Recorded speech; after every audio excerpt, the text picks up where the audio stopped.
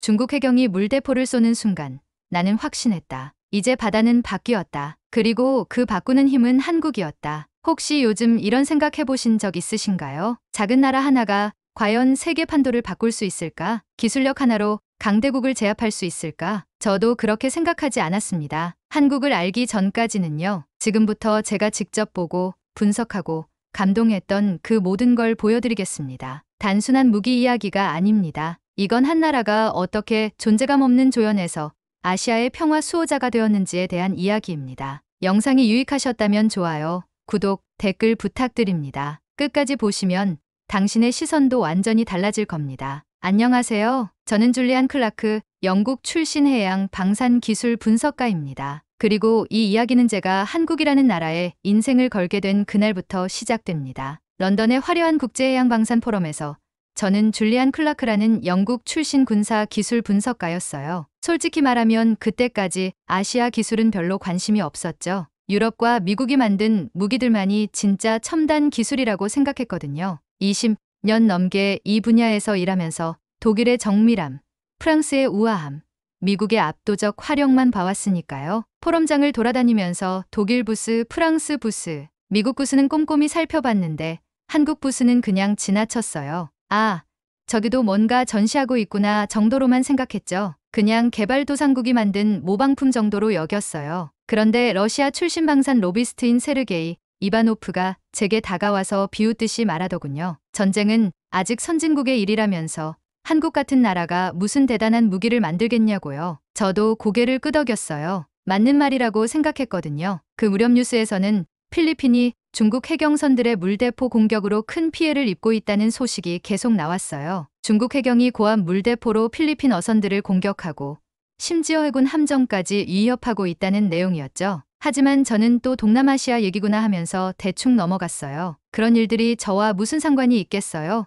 저는 고급 무기 기술만 분석하는 전문가였으니까요. 그런데 갑자기 필리핀 해군 관계자가 발표를 했어요. 한국산 호위함을 구매하겠다고 말이에요. 포럼장에 있던 유럽 방산업체 사람들이 킥킥거리며 웃었어요. 그들 말로는 필리핀이 돈이 없어서 싼 것만 찾는다는 거였죠. 저도 그렇게 생각했어요. 예산이 부족하니까 품질을 포기하고 가격만 본 거겠구나 싶었죠. 하지만 그때 저는 몰랐어요. 현대중공업이 미국보다 훨씬 빠른 납기일에 절반도 안 되는 가격으로 계약을 따냈다는 사실을요. 더 놀라운 건 한국산 호위함에 100km까지 감지하는 레이더 기술이 들어있다는 얘기가 나토 군사회의에서 조용히 돌고 있었다는 거예요. 100km라니 그건 웬만한 유럽 함정보다도 뛰어난 성능이었어요. 제 머릿속에는 의문이 하나 생겼어요. 정말 한국 기술이 그럴 리 없을 텐데 뭔가 과장된 게 아닐까 하는 생각이었죠. 하지만 동시에 이상한 기분이 들었어요. 왜 유럽 업체들이 그렇게 신경 쓰고 있을까요?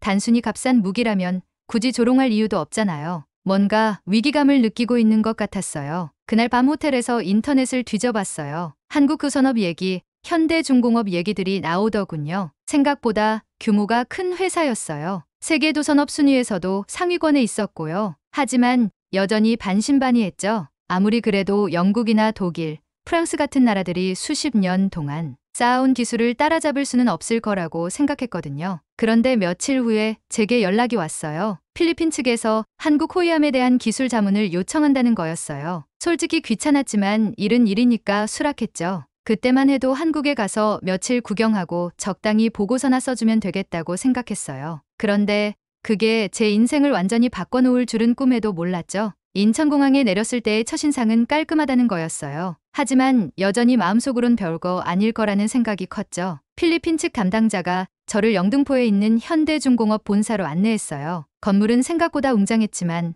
겉모습만 그럴싸하게 꾸며놓은 건 아닐까 싶었거든요. 엘리베이터를 타고 올라가면서 긴장감이 조금씩 올라왔어요. 20년 넘게 군사기술을 분석해온 제가 과연 어떤 걸 보게 될까 하는 호기심 말이에요. 회의실 문을 열고 들어갔는데 한 명의 젊은 엔지니어가 저를 맞아주더군요. 정하늘이라고 자기소개를 했어요. 생각보다 차분하고 진중한 인상이었죠. 정하늘은 저에게 한국해양광산의 성장사를 차근차근 설명해주기 시작했어요. 1990년대까지는 대부분 수입에 의존했다는 솔직한 얘기도 숨기지 않았어요. 그때까지만 해도 한국이 그런 수준이었구나 싶어서 안심이 되더군요. 역시 제 예상이 맞았다는 생각이 들었죠. 하지만 정하늘이 계속 설명을 이어가는데 뭔가 이상했어요. 2000년대 들어서 급격한 변화가 일어났다는 거예요. 단순히 외국 기술을 베끼는 게 아니라 완전히 새로운 방식으로 접근했다고 하더군요. 특히 물대포 방어 시스템 얘기가 나왔을 때 저는 속으로 웃었어요. 물대포 따위가 뭐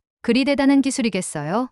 그냥 압력 센서 몇 개 달고 스프링클러 시스템 연결하면 되는 거 아닌가 싶었죠. 그런데 실제 테스트를 보여준다고 해서 따라 나섰어요. 울산 두선소까지 차로 몇 시간을 달려갔죠. 가는 동안 창밖으로 보이는 한국 풍경이 생각보다 발전되어 있어서 조금 놀랐어요. 하지만 여전히 기술은 별거 아닐 거라고 생각했어요. 조선소에 도착해서 실제 함정을 봤는데 외관은 그럴듯했어요. 하지만 겉모습이야 누구든 만들 수 있는 거잖아요. 테스트가 시작됐어요. 가상의 물대포 공격 상황을 재현한다고 하더군요. 저는 팔짱을 끼고 지켜봤어요. 그런데 갑자기 함정에서 경고음이 울리면서 자동으로 방어 시스템이 작동하기 시작했어요. 물대포 압력을 감지하는 속도가 예상보다 훨씬 빨랐어요. 그것도 단순히 감지만 하는 게 아니라 공격 각도와 압력 강도를 실시간으로 분석해서 최적의 대응 방법을 계산하고 있었어요. 제가 가져온 분석 장비를 연결해 봤어요. 그런데 화면에 나타난 수치들이 믿기지 않았어요. 반응 속도가 제가 지금까지 본 어떤 시스템보다도 빨랐거든요.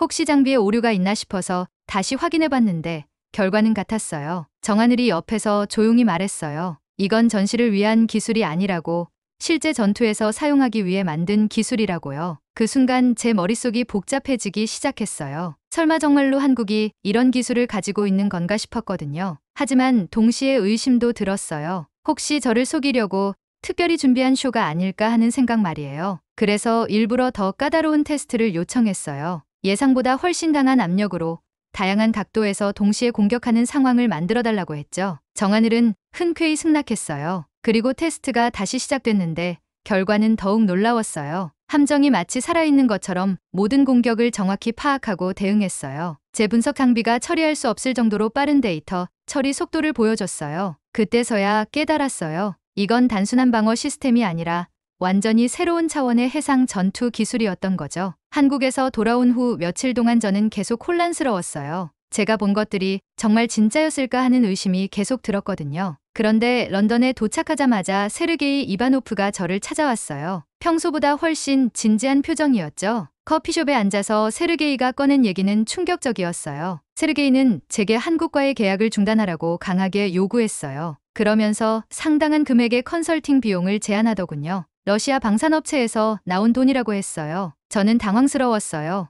왜 러시아가 필리핀의 한국 호위함 구매에 그렇게 신경을 쓰는 걸까요? 세르게이는 한국 기술이 위험하다고 계속 주장했어요. 검증되지 않은 기술로 사람들을 현혹하고 있다면서요. 그 다음 날에는 독일 방산업체 관계자가 저를 만나자고 했어요. 고급 레스토랑에서 만난 그는 더욱 교묘했어요. 한국 시스템이 테스트에서는 좋아 보이지만 실전에서는 모를 일이라고 했어요. 유럽 무기들은 수십 년간 실제 전장에서 검증받은 기술이라면서 한국은 아직 그런 경험이 부족하다고 강조했죠. 듣고 보니 일리가 있는 말 같았어요. 저는 점점 의심에 빠져들기 시작했어요. 정말로 한국이 저를 속인 건 아닐까 하는 생각이 들었거든요. 혹시 제가 본 테스트들이 미리 준비된 각본에 따른 연출이었을지도 모른다는 생각이 머릿속을 떠나지 않았어요. 그래서 다시 한국에 가서 더 철저한 검증을 해보기로 결심했어요. 두 번째 한국 방문에서 저는 일부러 까다로운 요구를 했어요. 예고 없이 갑작스럽게 테스트를 실시해달라고 했죠. 그리고 제가 직접 테스트 조건을 설정하겠다고 했어요. 정하늘은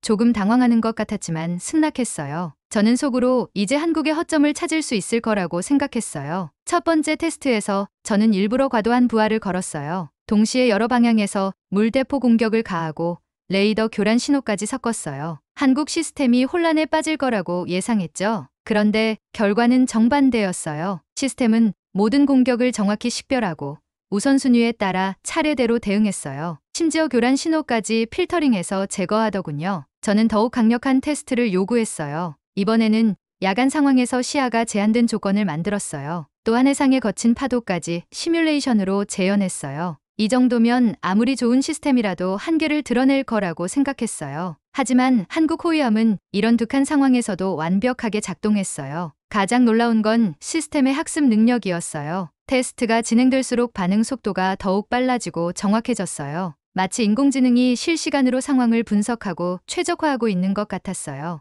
제가 가져온 최신 분석 장비도 이런 처리 속도는 기록한 적이 없었어요. 정하늘이 조용히 말했어요. 이 기술은 전시를 위한 게 아니라고, 진짜 바다에서 진짜 위험과 맞서기 위해 만들어진 거라고 했어요. 그 말을 들으면서 저는 뭔가 가슴이 뜨거워지는 걸 느꼈어요. 한국 엔지니어들이 얼마나 진지하게 이 기술을 개발했는지 알 것 같았거든요. 그날 밤 숙소에서 저는 깊은 생각에 빠졌어요. 과연 제가 지금까지 가지고 있던 편견이 맞는 건지, 아니면 정말로 한국이 세계를 놀라게 할 기술을 가지고 있는 건지 말이에요. 세르게이와 유럽 업체들이 그렇게 한국을 견제하려는 이유가 이제야 조금씩 이해되기 시작했어요. 그들도 한국의 진짜 실력을 알고 있었던 거죠. 한국에서 돌아온 지 일주일 후 갑작스럽게 긴급 연락이 왔어요. 중국 해경선들이 다시 필리핀 영해에 침입했다는 소식이었죠. 이번에는 규모가 전례 없이 컸어요. 대형 해경선 6척이 몰려와서 필리핀 어선들을 포위했다고 했어요. 그런데 이번에는 한국산 호위함이 처음으로 실전에 투입된다는 거였어요. 필리핀 해군 당국에서 저에게 실시간 모니터링을 요청했어요. 한국 기술이 실제 상황에서 어떻게 작동하는지 전문가의 분석이 필요하다는 거였죠. 저는 런던의 모니터링 센터에서 위성 통신으로 현장 상황을 지켜보게 됐어요. 솔직히 긴장됐어요. 지금까지 본 건 다 테스트였는데 이번에는 진짜 상황이었거든요. 화면에 나타난 상황은 심각했어요. 중국 해경선들이 고압 물대포로 필리핀 어선들을 공격하고 있었어요. 어선들이 물대포에 맞아 심하게 흔들리는 모습이 보였죠. 그때 한국산 호위함이 화면에 나타났어요. 다른 함정들에 비해 크기는 작았지만 뭔가 다른 느낌이었어요. 중국 해경선들이 한국 호위함을 향해서도 물대포 공격을 시작했어요. 저는 긴장하면서 화면을 응시했어요. 과연 한국 시스템이 실전에서도 제대로 작동할까 하는 의구심이 있었거든요. 그런데 놀라운 일이 벌어졌어요. 한국 호위함이 물대포 공격을 받자마자 즉시 자동방어 시스템이 작동했어요. 함정에서 정확한 각도로 반격용 물줄기가 분사됐어요. 그런데 이게 단순한 반격이 아니었어요. 중국 해경선의 물대포 시스템을 정확히 겨냥해서 무력화시키는 거였어요. 마치 외과 수술처럼 정밀했죠. 중국 해경선 하나가 물대포 기능을 잃고 후퇴하기 시작했어요. 더 놀라운 건 한국 호위함의 감지 능력이었어요. 화면상으로는 100km 밖에서 접근하는 다른 중국 함정들까지 미리 포착하고 있었어요. 그리고 그 정보를 필리핀 다른 함정들과 실시간으로 공유하고 있었죠. 이런 광범위한 해상 감시 능력은 제가 지금까지 본 적이 없는 수준이었어요. 중국 해경선들이 더 강력한 공격을 시도했어요. 이번에는 여러 척이 동시에 다양한 각도에서 물대포를 발사했죠. 저는 한국 호위함이 이런 집중 공격을 견딜 수 있을지 걱정됐어요. 하지만 한국 시스템은 모든 공격을 실시간으로 분석해서 우선순위를 정하고 가장 효과적인 순서로 대응했어요. 가장 인상 깊었던 건 한국 호위함이 공격적이지 않았다는 점이에요. 상대방을 파괴하려는 게 아니라 정확히 무력화시켜서 후퇴하게 만드는 방식이었어요. 이런 정밀한 제어 능력은 고도의 기술력 없이는 불가능한 일이었죠. 중국 해경선들이 하나둘씩 물대포 기능을 잃고 물러나기 시작했어요. 결국 중국 해경선들이 모두 후퇴했어요. 한국 호위함은 단 한 발의 실탄도 사용하지 않고 상황을 완전히 해결했어요. 필리핀 어선들도 무사히 귀향할 수 있었죠. 저는 모니터 앞에서 말을 잃었어요. 이건 단순한 해상 충돌이 아니었어요. 완전히 새로운 형태의 해상 전술이었거든요. 그날 밤 필리핀 언론들이 일제히 보도를 시작했어요. 동양의 작은 나라가 우리의 바다를 지켜줬다면서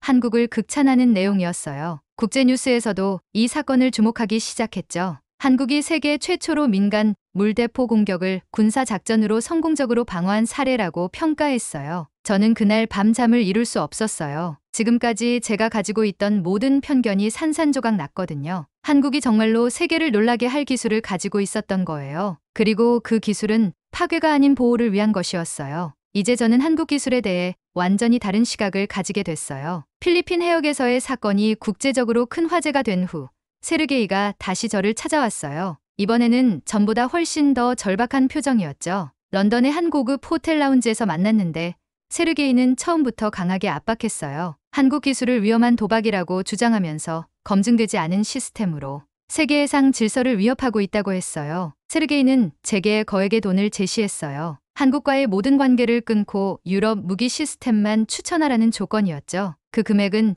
제가 몇 년간 벌 수 있는 수입보다도 많았어요. 하지만 뭔가 석연치 않았어요. 왜 러시아가 그렇게까지 한국을 견제하려고 하는 걸까요? 단순히 경쟁 때문이라기에는 너무 과도한 반응 같았어요. 그 다음 주에는 독일과 프랑스 방산업체들이 공동으로 저를 초청했어요. 파리의 럭셔리 레스토랑에서 열린 만찬이었는데 참석자들은 모두 유럽 방산업계의 거물들이었어요. 그들은 한국 기술에 대한 우려를 표명했어요. 아직 충분히 검증되지 않은 기술로 국제 안보를 맡기는 것은 위험하다는 논리였죠. 하지만 저는 이미 한국 기술의 실제 성능을 목격했어요. 필리핀 해역에서 본 그 완벽한 대응 능력을 잊을 수 없었거든요. 그래서 다시 한국을 방문해서 정한이를 만나기로 했어요. 이번에는 기술적인 질문보다는 더 근본적인 것들이 궁금했어요. 한국은 도대체 어떤 철학으로 이런 무기를 만든 걸까요? 울산의 조용한 카페에서 정하늘과 마주 앉았어요. 저는 한국의 군사 철학에 대해 물어봤어요. 정하늘은 잠시 생각에 잠기더니 조용히 대답했어요. 힘은 조용히 작동할 때 의미가 있다고.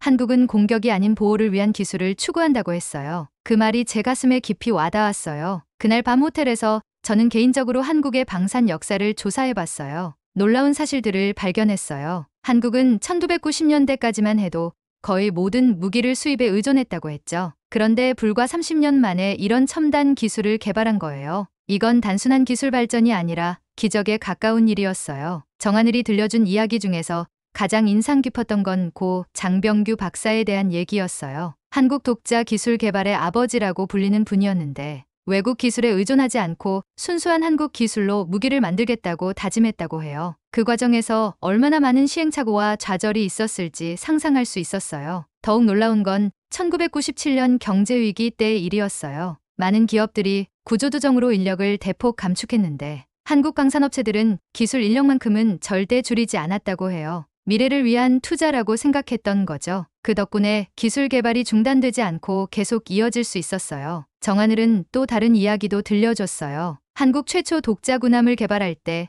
설계팀이 실패하면 회사 문을 닫겠다는 각오로 임했다고 해요. 그만큼 절박했고 그만큼 간절했다는 거죠. 저는 그 이야기를 들으면서 가슴이 뭉클해졌어요. 한국 엔지니어들의 그런 정신이 오늘날의 기적을 만들어낸 거였어요. 그때 저는 깨달았어요. 한국 기술의 진짜 힘은 단순한 성능이 아니라 그 뒤에 숨어있는 철학과 정신이었다는 걸 말이에요. 파괴가 아닌 보호, 공격이 아닌 방어, 그런 가치들이 기술에 고스란히 녹아 있었던 거죠. 세르게이와 유럽 업체들이 그렇게 두려워하는 이유를 이제 완전히 이해할 수 있었어요. 한국은 단순히 좋은 무기를 만든 게 아니라 완전히 새로운 패러다임을 제시한 거였어요. 한국에서 돌아온 지 며칠 후 믿을 수 없는 일이 벌어졌어요. 유럽에서 가장 권위 있는 군사 저널인 디펜스 위클리에서 충격적인 표지 기사를 실었던 거예요. 표지에는 한국 호위함 사진과 함께 한국 함정이 새로운 해상 표준이라는 제목이 큼지막하게 실려 있었어요. 저는 그 잡지를 보면서 정말 놀랐어요. 기사 내용은 더욱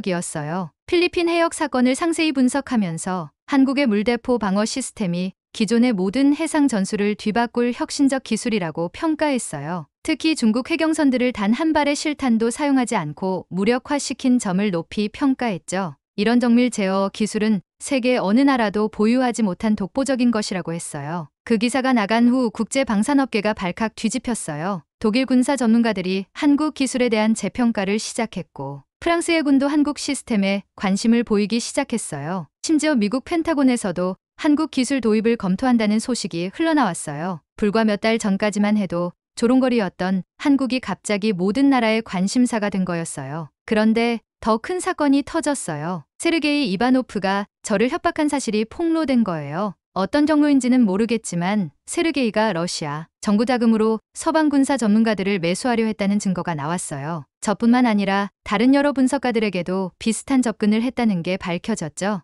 영국 방산청에서 저를 긴급 소환했어요. 그들은 저에게 한국 기술에 대한 독립적이고 객관적인 분석 보고서를 작성해달라고 요청했어요. 이번에는 어떤 외부 압력이나 간섭 없이 순수하게 기술적 관점에서만 평가하라는 거였어요. 저는 이 기회에 제대로 된 보고서를 쓰기로 결심했어요. 보고서를 작성하면서 저는 처음으로 한국 기술은 미래의 기준이라는 표현을 공식 문서에 기록했어요. 지금까지 제가 본 어떤 해상 방어 시스템보다도 뛰어난 성능을 보여줬다고 명시했죠. 특히 인공지능 기반의 실시간 분석 능력과 정밀 제어 기술은 향후 10년간 세계 해상 전술의 표준이 될 것이라고 예측했어요. 제 보고서가 공개되자 또 다른 변화가 시작됐어요. 베트남 해군에서 한국산 호위함 도입을 공식 발표했어요. 이어서 말레이시아와 인도네시아도 한국과 구매 협상에 들어간다고 했어요. 동남아시아 국가들이 줄줄이 한국 기술에 관심을 보이기 시작한 거였어요. 가장 놀라운 건 계약 성사 속도였어요. 보통 군함 구매 계약은 몇 년씩 걸리는데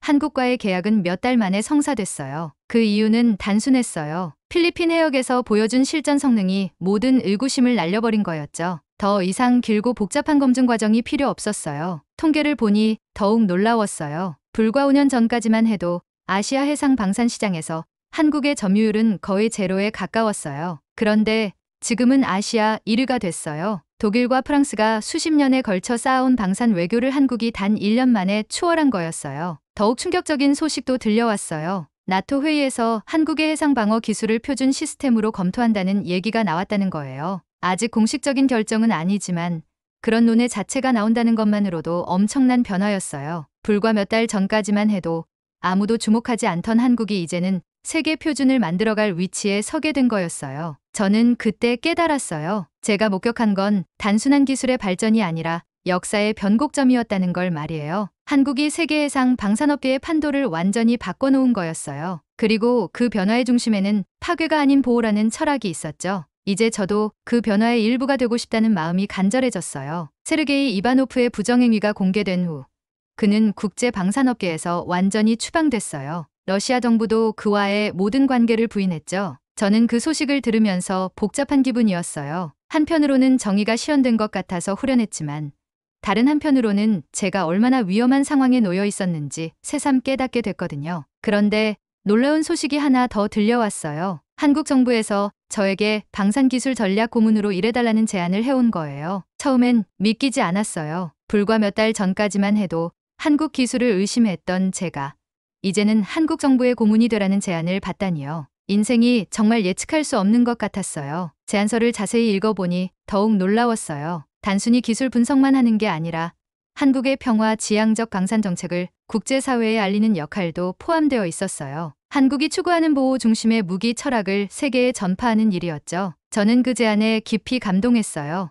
가족들과 상의한 후 저는 한국행을 결정했어요. 아내와 두 아이들도 함께 한국으로 이주하기로 했어요. 아이들은 처음엔 영국을 떠나는 게 아쉬워했지만 아빠가 하는 일의 의미를 설명해 주니 이해해 주더군요. 새로운 나라에서 새로운 삶을 시작한다는 것에 오히려 기대를 보이기도 했어요. 한국에 도착해서 정하늘과 다시 만났을 때의 기분은 정말 특별했어요. 이번에는 제가 한국의 동료가 되어서 만나는 거였거든요. 정하늘은 저를 진심으로 환영해 줬어요. 그리고 저에게 울산조선소를 다시 구경시켜줬어요. 이번에는 관찰자가 아니라 동반자의 시각으로 보게 됐죠. 울산조선소에서 일하는 수천 명의 젊은 엔지니어들을 보면서 저는 눈물이 났어요. 그들의 눈빛에서 미래에 대한 열정과 희망을 볼 수 있었거든요. 이 사람들이 만들어가는 기술이 세상을 더 안전하게 만들고 있다는 생각에 가슴이 벅찼어요. 저도 이제 그 일의 일부가 될 수 있다는 게 정말 영광스러웠어요. 첫 번째 공식 업무는 영국 군사저널에 칼럼을 기고하는 것이었어요. 제목은 내가 본 가장 진짜 같은 기술은 한국에 있다였어요. 그 칼럼에서 저는 지난 몇 달간의 경험을 솔직하게 털어놨어요. 처음에 편견부터 점진적인 깨달음, 그리고 최종적인 확신까지 모든 과정을 담았죠. 칼럼의 반응은 폭발적이었어요. 영국뿐만 아니라 유럽 전체에서 큰 화제가 됐어요. 특히 제가 영국의 저명한 군사 분석가에서 한국의 방산 기술 홍보대사로 변신했다는 점이 많은 주목을 받았어요. 어떤 사람들은 제가 돈에 매수됐다고 비난하기도 했지만 대부분은 제 진정성을 인정해줬어요. 가장 의미 있었던 순간은 가족들과 함께 태극기 개양식에 참석했을 때였어요. 태극기가 바람에 펄럭이는 모습을 보면서 저는 새로운 소속감을 느꼈어요. 이제 저의 전문성과 경험이 한국의 평화로운 기술 발전에 기여할 수 있다는 생각에 뿌듯했어요. 한국에서의 새로운 삶이 시작되면서 저는 매일매일 놀라운 일들을 경험했어요. 한국 엔지니어들의 창의성과 열정, 그리고 무엇보다 평화를 향한 의지가 저를 감동시켰어요. 제가 지금까지 살아온 방식과는 완전히 다른 가치관이었지만 훨씬 더 의미 있고 보람찬 일이었어요. 저는 이제 확신했어요. 한국과 함께하는 것이